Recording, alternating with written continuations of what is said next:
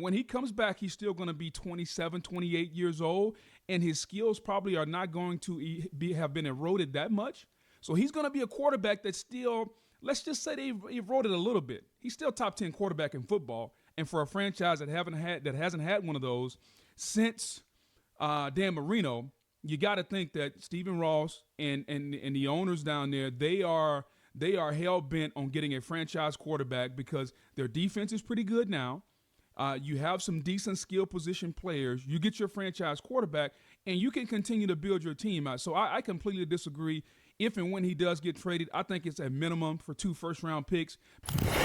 It's not the fault of Tua Tagovailoa that the Dolphins have lost 5 straight. Their defense has not been very good this year. They're giving up 30 points a game.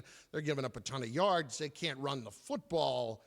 I don't think Tua's been awful. I don't think he's been great, and I can understand wanting to make the trade to go and get Deshaun Watson, but are you out on Tua?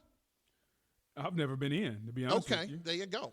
I'm not a big believer in small dudes playing the quarterback position. So, like Kyler Murray had to really prove to me that he can get it done. A 5'8", 5'9" quarterback that can get it done in the National Football League, that's an anomaly. That's not the norm.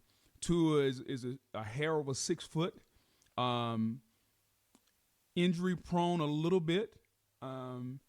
Really doesn't. I mean, he's an athlete, but he's not what I would call a mobile quarterback that I worry about him pulling the ball down and going 30 or 40 yards. So what can Tua do? Tua's got to be pinpoint accurate. Tua's got to push the ball down the field. That was a knock on him coming into this season. Mm-hmm. Where you're going to do more than throw the check down. I mean, I'm 43 years old. I feel like I can catch a snap and throw a check down.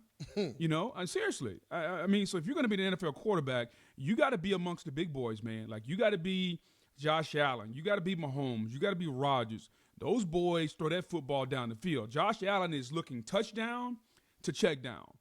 Aaron Rodgers is looking touchdown, and then he comes back to check down. Tua looks check down, and let me get the ball the hell out of my hands so I can move on. So, yeah, I can understand why Miami is fascinated by Deshaun Watson. Miami makes a lot of sense, man. It really does. Miami makes a lot of sense for Deshaun Watson.